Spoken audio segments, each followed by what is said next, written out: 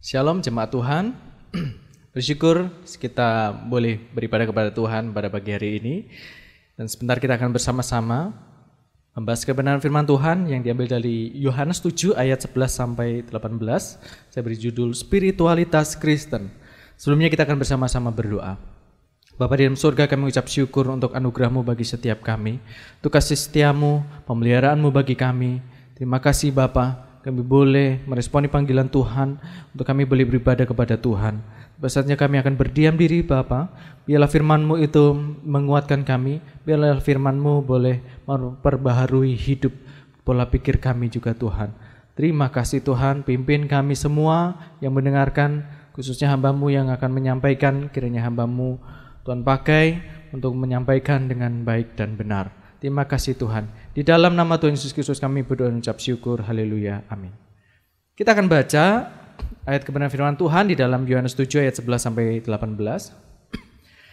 Ayat yang ke-11, orang-orang Yahudi mencari Dia di pesta itu dan berkata, "Di manakah Ia?" Dan banyak terdengar bisikan di antara orang banyak tentang Dia. Ada yang berkata, "Ia orang baik." Ada pula yang berkata, "Tidak, Ia menyesatkan rakyat." Tetapi tidak seorang pun yang berani berkata terang-terangan tentang Dia karena takut terhadap orang-orang Yahudi. Ayat yang ke-14. Waktu pesta itu sedang berlangsung, Yesus masuk ke bait Allah lalu mengajar di situ. Maka heranlah orang-orang Yahudi dan berkata, "Bagaimanakah orang ini mempunyai pengetahuan demikian tanpa belajar?" Ayat yang ke-16. Jawab Yesus kepada mereka, "Ajaranku tidak berasal dari diriku sendiri, tetapi dari Dia yang telah mengutus aku." Ayat yang ke-17, barang siapa mau melakukan kehendaknya, ia akan tahu entah ajaranku ini berasal dari Allah, entah aku berkata-kata dari diriku sendiri. Ayat yang ke-18, barang siapa berkata-kata dari dirinya sendiri, ia mencari hormat bagi dirinya sendiri, tetapi barang siapa mencari hormat bagi Dia yang mengutusnya, ia benar dan tidak ada ketidakbenaran padanya. Bapak Saudara sekalian, beberapa minggu yang lalu kita membahas paragraf dari Yohanes yang ke-7 di ayat yang sebelumnya, di mana para saudara-saudara Yesus menyarankan Yesus untuk ke Yerusalem bersama-sama mereka untuk mengikuti perayaan Hari Raya Pondok Daun, tetapi dengan tujuan untuk mempraktekkan mujizat Tuhan Yesus di hadapan banyak orang untuk mencari popularitas. Nah, ini merupakan ayat lanjutan dari pembahasan kita beberapa minggu yang lalu. Nah, di ayat sebelumnya Yesus berkata, "Waktuku belum tiba," gitu kan. Lalu sesudah saudara-saudaranya berangkat, lalu ada jarak itu, baru Yesus berangkat ke Yerusalem. Nah, tetapi tidak untuk menunjukkan mujizatnya serta mencari popularitas seperti ide saudara-saudaranya, melainkan Yesus mengajar di bait Allah secara terang-terangan di hadapan banyak orang. Nah, yang menarik di sini adalah ketika orang-orang Yahudi merasa heran dengan Yesus. Heran bagaimana Yesus bisa mempunyai pengetahuan tentang kitab-kitab tanpa belajar. Nah, ini menarik karena ayat ini atau latar belakang atau konteks ayat ini menjadi landasan bagi sebagian orang gitu ya, pelayan Tuhan, hamba Tuhan yang tidak menempuh pendidikan formal secara teologi ya gitu ya, secara formal di STT karena berharap dengan tetapi karena mengandalkan Roh Kudus, pertolongan tuh Roh Kudus gitu ya, sehingga tidak terdorong untuk belajar teologi ya.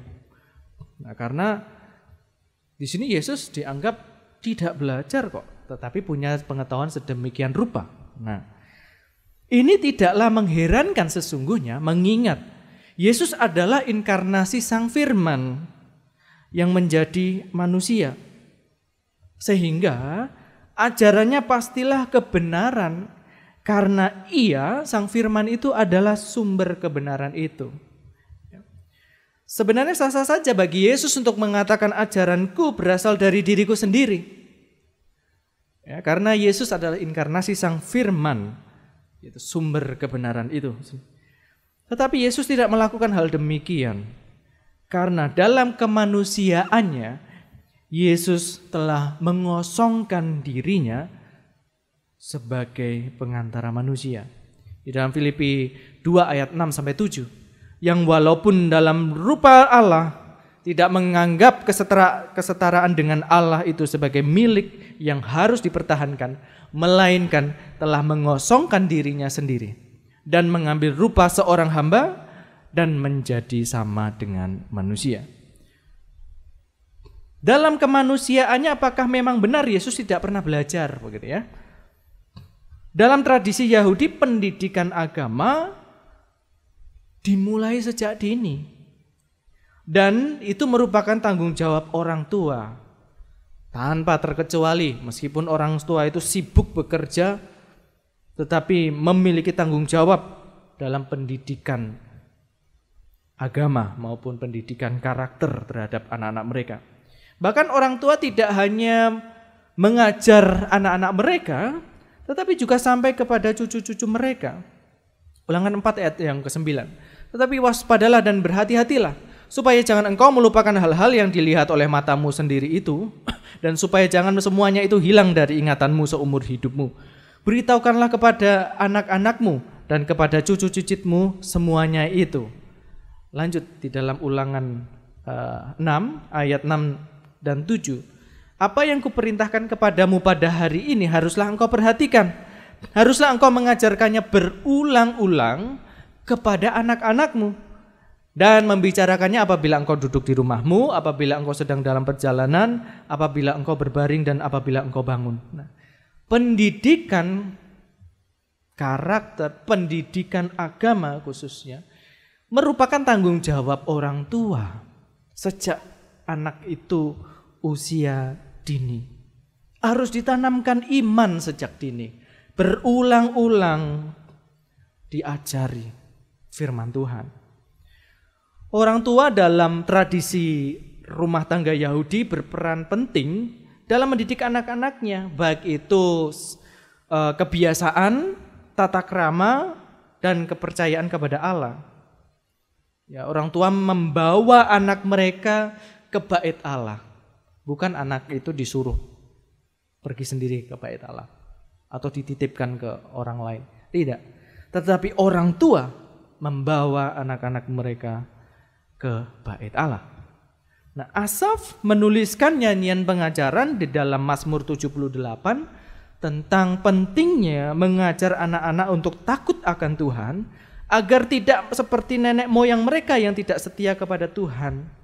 Di dalam Mazmur 78 ayat 5 sampai 8. Nenek moyang kita diperintahkannya untuk memperkenalkannya kepada anak-anak mereka, supaya dikenal oleh angkatan yang kemudian, supaya anak-anak yang akan lahir kelak bangun dan menceritakannya kepada anak-anak mereka, supaya mereka menaruh kepercayaan kepada Allah dan jangan seperti nenek moyang mereka, angkatan pendurhaka dan pemberontak, angkatan yang tidak tetap hatinya dan tidak setia jiwanya kepada Allah. Ini pentingnya iman ditanamkan sejak usia dini adalah untuk menyelamatkan generasi anaknya.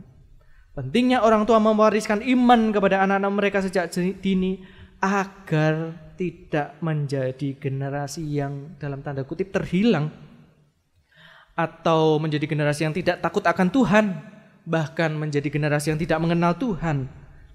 Seringkali orang tua karena sibuknya bekerja, menyerahkan tanggung jawab pendidikan anak kepada sekolah, juga kepada gereja, khususnya kalau berbicara soal iman. Wah, diikutkan sekolah minggu supaya dididik secara iman. Orang tua tidak punya tanggung jawab di situ. Karena sibuk bekerja, jadi tidak ada waktu untuk ajak anak-anak saat teduh, tidak ada waktu untuk mengajak anak-anak baca firman, bercerita tentang kisah-kisah Alkitab. Jadi menyerahkan tanggung jawab pendidikan iman itu kepada gereja. menyerahkan pendidikan karakter kepada sekolah. Ini kesibukan bukan menjadi alasan bagi orang tua untuk tidak memiliki tanggung jawab pendidikan kepada anak-anak. Ini bukanlah bentuk tanggung jawab ketika mereka orang tua itu tidak perhatian terhadap pendidikan iman, pendidikan karakter anak-anak. Nah, ini pola pikir yang salah. Tempat belajar pertama seorang anak adalah rumahnya. Dan guru pertama seorang anak adalah orang tuanya. Jadi bagaimanapun juga kita sebagai orang tua bertanggung jawab atas pendidikan dan iman anak-anak kita.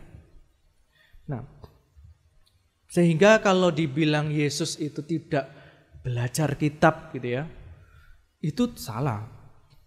Sejak kecil Yesus sudah dididik secara ketat, ya, membaca kitab Taurat dan dibawa ke bait Allah. Tetapi memang secara formal gitu ya, tidak mengikuti sekolah kerabian gitu ya, untuk memang menjadi rabi. Ada sekolahnya, seperti kalau saat ini itu masuk STT gitu ya, sekolah teologi. Nah, Yesus memang secara formal tidak mengikuti pendidikan ya di sekolah kerabian. Tetapi Yesus mengerti, memahami dan mengaplikasikan firman Allah di dalam dirinya. Ya. Nah, tahapan-tahapan pendidikan sejak usia dini dalam tradisi Yahudi dibagi menjadi 3. Yang pertama ada mikra. Mikra ini pada usia 5 tahun anak mulai diajar membaca dan menghafal Taurat tanpa mengerti makna yang dibaca. Jadi usia 5 tahun ini usia rata-rata anak itu sudah bisa mulai baca begitu ya. Nah, mulai usia 5 tahun mulai bisa membaca, anak diajar membaca dan menghafal Taurat. Ya meskipun anak tidak tahu maknanya, tetapi baca. Nah, lalu tahap berikutnya di usia 10 tahun, misnah. Ini anak mulai diajar tentang makna hukum Taurat yang dia sudah baca dan juga hafal. Baru diajari maknanya seperti ini, seperti ini. Ketika beranjak usia 10 tahun, anak itu sudah mulai terbentuk logikanya, pemahamannya mulai terbentuk, bisa menangkap, bisa berpikir, bisa memahami, memaknai. Maka di usia 10 tahun itu anak mulai diajar tentang makna dari hukum Taurat. Lalu yang ketiga, Talmud. Ini usia antara 12 dan 13 tahun gitu ya. Anak mulai melakukan upacara bar mitzvah atau menjadi anak hukum atau hukum Taurat gitu ya. Sehingga anak itu mulai menerima hukum Taurat, bukan hanya hafal, mengerti, memahami, memaknai, tetapi juga melakukan hukum Taurat. Nah, sebagai orang Yahudi, Yesus belajar agama sejak kecil, sehingga Yesus memahami betul hukum Taurat dan kuk yang ditanggung oleh orang yang berada di bawah hukum Taurat. Hukum Taurat ini menunjuk kepada 613 misvot ya, yang merupakan penjabaran dari Taurat Musa yang hanya 10 perintah Allah gitu ya. Yesus tahu betul beratnya 613 misvot ini karena Yesus juga membacanya. Lalu Yesus yang adalah inkarnasi Sang Firman, Allah yang empunya hukum, memberikan intisari hukum Taurat yaitu hukum kasih. Yesus tahu betapa beratnya orang yang memikul, menerima hukum Taurat. Itu 613 mitzvot, di mana itu merupakan pengembangan dari para ahli-ahli Taurat, para pemimpin-pemimpin agama Yahudi. Nah, Yesus memberikan intisari hukum Taurat berupa hukum kasih. Di dalam Markus 12 ayat 30 sampai 31. Kasihilah Tuhan Allahmu dengan segenap hatimu dan dengan segenap jiwamu dan dengan segenap akal budimu dan dengan segenap kekuatanmu. Dan hukum yang kedua ialah kasihilah sesamamu manusia seperti dirimu sendiri. Tidak ada hukum lain yang lebih utama daripada kedua hukum ini. Keseluruhan hukum Taurat intisarinya adalah kedua hukum ini yang dinamakan hukum kasih. Yang pertama, kasih Tuhan Allahmu. Yang kedua, kasihilah sesamamu manusia seperti dirimu sendiri. Nah, sesamamu manusia saja juga bagi orang Yahudi disalah mengerti. Sesama manusia dianggap sesama sukunya, sesama orang Yahudinya. Yang bukan orang Yahudi tidak wajib untuk kita mengasihi mereka, memusuhi mereka. Sesamamu manusia adalah siapapun mereka, dari suku, bangsa, latar belakang apapun, itulah sesama kita. Yang kita harus kasihi seperti kita mengasihi diri kita sendiri. Inilah yang membedakan apa yang diajarkan Yesus dengan apa yang diajarkan oleh rabi-rabi Yahudi pada umumnya. Maka heranlah mereka terhadap apa yang diajarkan oleh Yesus Kristus. Heran mereka, terheran-heran. Yesus mengajarkan tentang kasih karunia, sedangkan para rabi Yahudi mengajarkan tentang tuntutan hukum. Inilah yang membuat orang-orang Farisi dan ahli-ahli Taurat menentang Yesus. Karena dianggap Yesus mengajarkan ajaran yang lain yang bertentangan dengan hukum Taurat. Dianggap orang ini menyesatkan rakyat. Tetapi ada orang yang menganggap orang ini baik, suka menolong orang. Tetapi ada orang yang karena menentang ajaran Tuhan mengatakan orang ini menyesatkan banyak orang. Karena apa? Berbeda dalam menyampaikan firman. Yesus mengajarkan kasih karunia, tetapi para rabi Yahudi pada umumnya mengajarkan tuntutan hukum. Untuk menjawab keraguan orang-orang Yahudi terhadap ajaran Yesus berasal dari mana, Yesus hanya mengatakan orang yang melakukan kehendak Allah akan tahu asal ajaranku. Di ayat yang ke-17 dari Yohanes pasal 7. Barang siapa mau melakukan kehendaknya, ia akan tahu entah ajaranku ini berasal dari Allah, entah aku berkata-kata dari diriku sendiri. Karena orang yang melakukan kehendak Tuhanlah yang benar-benar mampu mengerti dan memaknai kehendak Tuhan. Orang yang melakukan kehendak Tuhan tidak berarti orang yang religius. Kita perlu memahami perbedaan spiritualitas dan dengan religiusitas. Orang yang sepertinya religius belum tentu memiliki kehidupan spiritual yang baik. Religiusitas menekankan pada aktivitas keagamaan. Seperti pakai penutup kepala, mengikatkan perintah Tuhan dalam kepala, di atas dahi ya, lalu dikalungkan, mengikat di dalam di tangan, lalu tidak bekerja di hari Sabat, walaupun ada orang yang kelaparan, seperti murid Yesus kelaparan, lapar terus memetik gandum, dianggap menghina hari Sabat. Orang yang religius hanya menekankan pada aktivitas keagamaan. Tetapi spiritualitas itu menekankan pada hubungan pribadi dengan Tuhan. Orang yang religius bisa saja hafal hukum Taurat. Tetapi orang yang religius belum tentu dia bertemu Allah di dalam pembacaannya terhadap hukum Taurat. Dia menemukan kasih ketika membaca hukum Taurat. Demikian juga kita. Belum tentu kita rajin beribadah. Kita aktif pelayanan. Kita memakai atribut-atribut keagamaan. Kita terkesan religius. Belum tentu kita memiliki hubungan pribadi dengan Tuhan sampai kepada masuk dalam hati kita. Belum tentu. Nah, orang-orang Farisi dan ahli-ahli Taurat termasuk dalam orang yang hanya menekankan kepada religiusitas, bukan spiritualitas.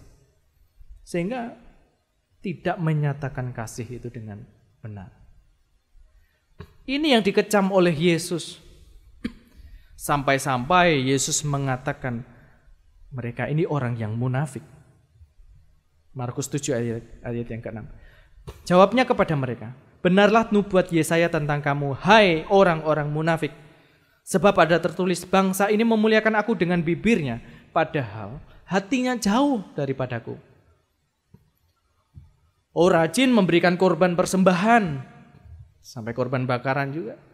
Tetapi hati mereka jauh dari hadapan Tuhan, daripada Tuhan. Yesaya 29 ayat 13. Dan Tuhan telah berfirman, oleh karena bangsa ini datang mendekat dengan mulutnya dan memuliakan aku dengan bibirnya, padahal hatinya menjauh daripadaku, dan ibadahnya kepadaku hanyalah perintah manusia yang dihafalkan. Mereka orang Farisi, ahli-ahli Taurat, rabi-rabi Yahudi pada umumnya lebih menekankan pada ritual keagamaan saja. Dan semua itu dilakukan untuk mencari hormat manusia. Mereka pandai mengajarkan hal-hal yang baik dan berat, tetapi perilaku mereka tidak sejalan dengan pengajaran mereka. Mereka tidak memiliki integritas. Bisa ngajar, tetapi tidak bisa melakukan. Ada istilah dalam bahasa Jawa ya, jarkoni, iso ngajar tapi ra iso nglakoni. Pandai hafal, bahkan bisa menafsirkan hukum Taurat sedemikian rupa. Tetapi itu dia pakai untuk mencari hormat bagi dirinya sendiri, bukan hormat bagi Allah. Bukan hormat untuk Allah. Mencari hormat bagi dirinya sendiri. Dia tidak melakukan apa yang dia ajarkan, padahal dia tahu itu kebenarannya. Itu yang benar. Nah, oleh sebab itu, di dalam Matius 23 ayat 3, Yesus meminta para murid-muridnya untuk menuruti hal baik yang diajarkan, tetapi jangan menuruti perbuatan mereka, karena perbuatan mereka tidak sejalan dengan apa yang mereka ajarkan. Ibadah hanya menjadi rutinitas tanpa memaknai ibadah yang sejati.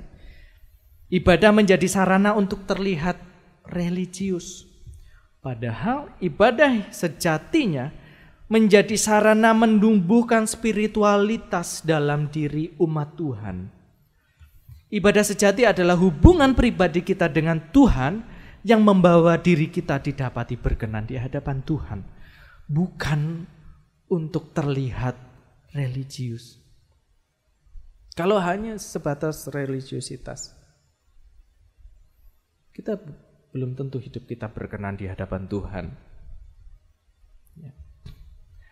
Nah, Bapak Ibu Saudara sekalian, nilai-nilai spiritualitas Kristen yang pertama adalah hidup baru di dalam Yesus Kristus. Nah, istilah spiritualitas ini umum sebetulnya. Jadi ada yang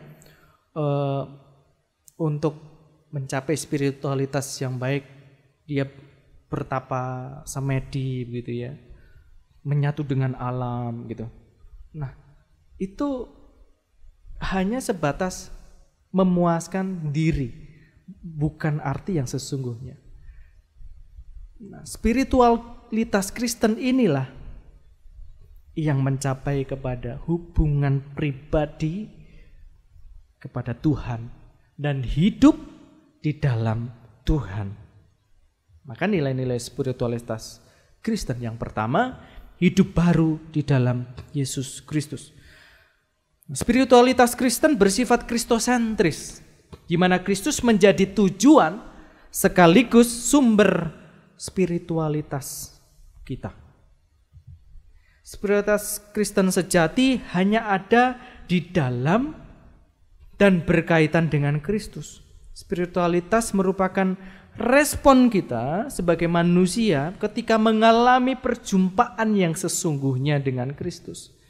Oleh karena itu spiritualitas dimengerti sebagai terjalinnya kembali relasi antara manusia dengan Allah di dalam Yesus Kristus, yang oleh akibat dosa relasi manusia dengan Allah itu terputus. Maka jalan satu-satunya untuk relasi manusia dengan Allah itu kembali dipulihkan di dalam Alkitab dinyatakan lewat pemulihan oleh atau penebusan oleh Yesus Kristus. Maka barang siapa yang percaya Yesus Kristus sebagai Tuhan dan Juru Selamat yang hidup, yang menebus kita dari dosa-dosa kita, hubungan kita dengan Allah dipulihkan. Relasi kita dengan Allah dipulihkan.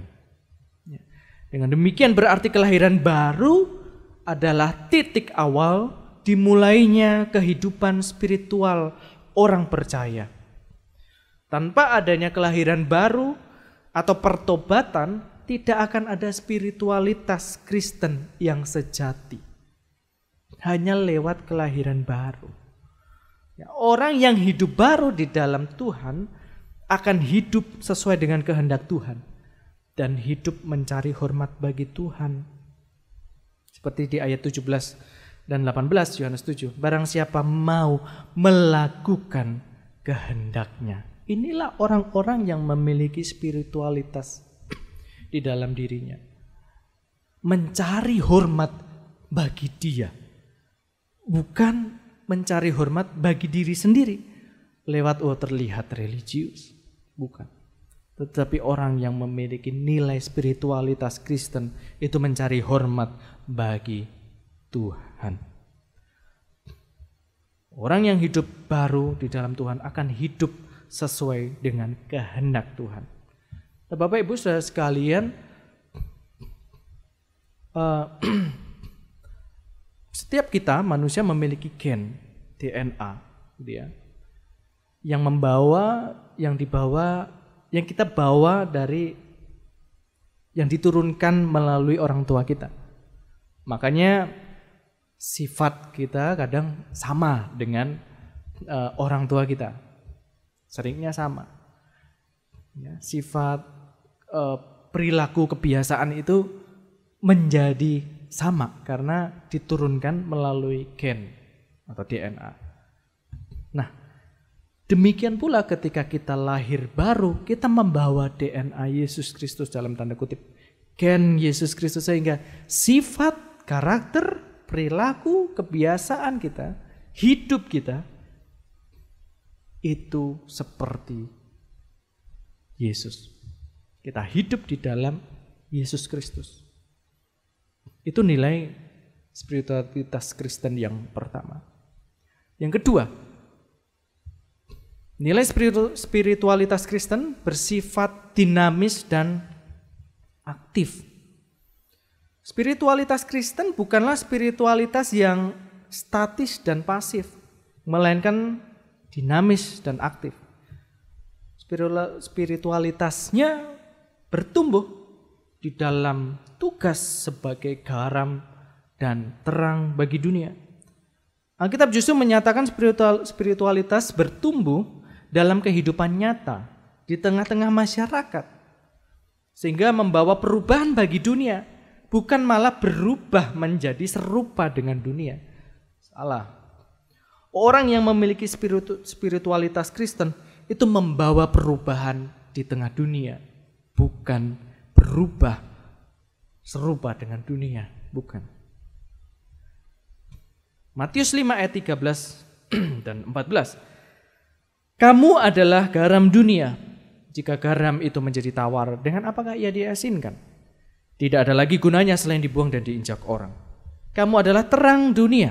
Kota yang terletak di atas gunung tidak mungkin tersembunyi. Nah, Bapak Ibu Saudara sekalian, dari ayat ini, dari kalimat ini, dari firman ini bukan perintah ya. Kita bukan diperintahkan untuk menjadi garam dunia dan terang dunia. Tetapi memang inilah kita yang adalah garam dunia dan terang dunia. Ketika kita dilahir barukan, hidup di dalam Yesus, kita adalah garam dunia dan terang dunia. Sehingga garam dan terang ini bukan perintah untuk kita lakukan, bukan. Tetapi inilah identitas kita. Kita adalah garam dunia, kita adalah terang dunia, sehingga ketika kita ada di kehidupan nyata, di tengah-tengah dunia, kita membawa perubahan. Kita membawa nilai-nilai kekristenan. Kita membawa berita kerajaan Allah. Kita membawa Injil. Kita membawa Yesus di dalam dunia. Bukan kita yang berubah menjadi seperti dunia. Bukan. Tetapi bagaimana kita bisa membawa perubahan di dalam dunia. Maka kehidupan nyata dimanapun kita, bidang kita apapun, baik kita di pekerjaan, di pendidikan, kita yang sekolah, itulah ladang pelayanan kita sebagai orang percaya. Itulah ladang bagi kita menyatakan identitas kita sebagai garam dan terang dunia. Nah, yang ketiga, nilai-nilai spiritualitas Kristen, keseimbangan dalam pengalaman dan pengetahuan. Spiritualitas Kristen menunjuk kepada dua hal, yaitu pengalaman hidup dan disiplin ilmu akademis, teologi, atau pengetahuan akan firman Tuhan. Ya. Pengalaman hidup di sini adalah pengalaman-pengalaman hidup di dalam Yesus Kristus melalui pekerjaan Roh Kudus. Pengalaman hidup secara rohani bisa mengubah karakter dan kehidupan seseorang. Di dalam Kisah Para Rasul 4 ayat 1 sampai 31 di situ diceritakan bagaimana para murid Yesus menerima ancaman dari imam-imam dan tua-tua Israel ya, yang melarang mereka memberitakan Injil. Namun pada ayat yang ke-31 memberitakan bahwa ketika mereka sedang berdoa, tempat di mana mereka berkumpul itu bergoyang dan penuhlah mereka dengan Roh Kudus. Sehingga mereka menjadi berani di dalam memberitakan Injil, tidak takut. Nah, ada ketika kita mengalami pengalaman di dalam Tuhan lewat karya Roh Kudus, ada perubahan karakter, perubahan di dalam diri kita. Nah, perlu dipahami bahwa pengalaman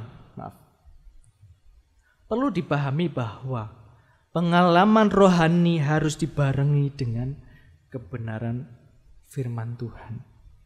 Pengalaman tidak boleh dijadikan sebagai sebuah kebenaran yang mutlak atau doktrin, gitu ya. Karena relatif, pengalaman orang itu bisa bermacam-macam, ada berbeda dengan satu dan lain. Karya Roh Kudus bisa berbeda satu dengan yang lain. Maka jangan jadikan itu sebuah doktrin. Ketika kita mendengarkan khotbah seseorangnya, ketika banyak kesaksian-kesaksian tanpa banyak berbicara tentang ayat firman Tuhan. Jadi ayat firman Tuhan hanya dipakai, hanya dibacakan sekali lalu dia bersaksi banyak hal tanpa menyinggung ayat itu. Janganlah kesaksian itu menjadikan dasar doktrin atau pengetahuan kita, bukan. Atau dasar kebenaran kita, bukan. tetapi harus diimbangi dengan kebenaran firman Tuhan. Diuji, pengalaman-pengalaman bersama Tuhan diuji oleh firman Tuhan. Ya. Demikian juga pengetahuan yang sejati harus dinyatakan di dalam pengalaman hidup. Jadi firman Tuhan itu tidak hanya menjadi teori saja, pengetahuan kognitif kita saja, tetapi menjadi pengalaman praktis bagi kita. Oh, saya mengalami betul firman Tuhan ini, bagaimana Allah menjadi pemelihara hidup kita. Ayub bersaksi, kalau selama itu Ayub hanya mendengar Allah, memahami Allah lewat kata orang, tetapi saat dia mengalami pengalaman bersama Allah, dia mengenal betul siapa Allah. Demikian juga kita, Bapak Ibu saudara sekalian. Kita harus menjadi pribadi yang memiliki spiritualitas Kristen, bukan hanya sekedar religius. Oh, tahu secara kognitif firman Tuhan seperti ini berbicara, tapi kita tidak mengalami, yang rugi kita. Tetapi ketika kita mengalami pengalaman-pengalaman rohani dengan Kristus, kita harus imbangi dengan kebenaran firman Tuhan. Oh betul, ini Tuhan sedang bekerja di dalam diri saya. Seperti di ayat firman Tuhan ini. Ketika kita menguatkan orang itu, imbang. Nah, perlunya keseimbangan antara pengalaman spiritual dengan pemahaman firman Tuhan. Jadi kita betul tahu Tuhan yang kita sembah adalah Tuhan yang hidup. Bapak Ibu saudara sekalian, mari kita bangkit berdiri. Biarlah kita menjadi orang-orang yang memiliki nilai-nilai spiritualitas Kristen yang benar. Bukan hanya sebatas kita menjadi orang-orang yang religius seperti orang-orang Farisi dan ahli-ahli Taurat yang mengerti hukum kitab-kitab orang Yahudi, hukum Taurat, tetapi tidak hidup di dalam itu. Tidak melihat Allah di dalam itu. Tidak mengalami kasih Tuhan. Tapi biarlah kita menjadi orang-orang yang bukan hanya cukup tahu firman, tetapi kita menjadi pelaku firman. Kita hidup di dalam Yesus Kristus. Mari kita bersama-sama menaikkan satu pujian yang begitu indah, yang berjudul Ku Hidup Bagimu.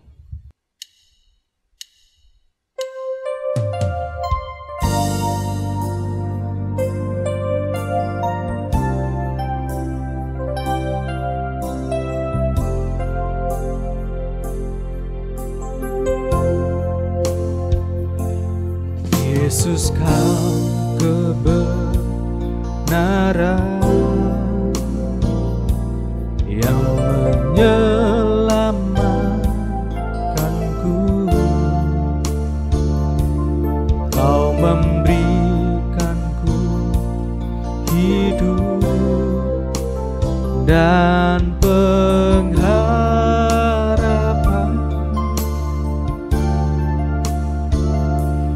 Ku ikut kehendakmu,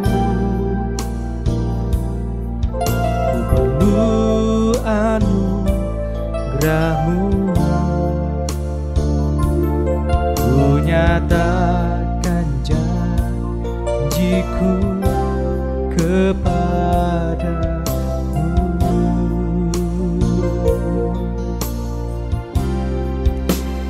Kalau ku hidup bagimu, hatiku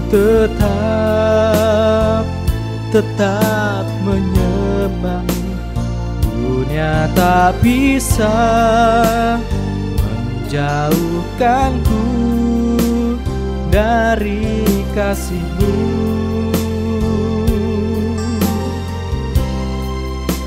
Selama ku hidup bagimu, mataku tetap memandangmu. Dunia tak bisa menjauhkanku dari kasih-Mu.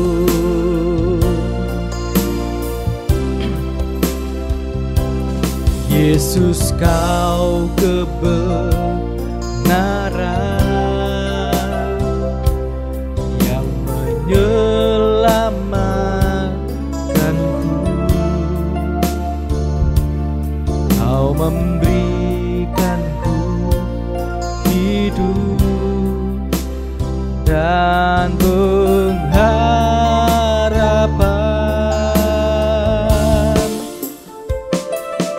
Ku ikut kehendak-Mu, ku perlu anugerah-Mu. Ku nyatakan janjiku kepadamu.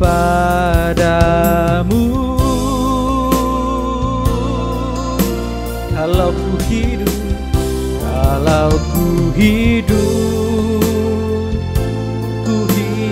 bagimu, hatiku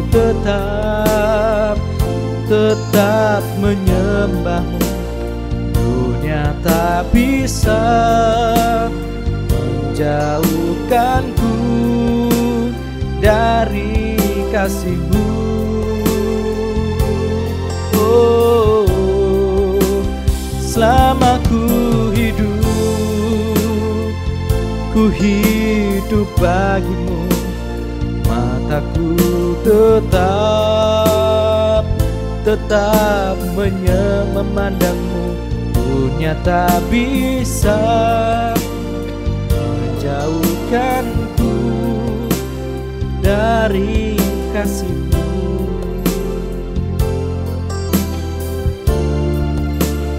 Dunia tak bisa menjauhkanku dari kasih-Mu.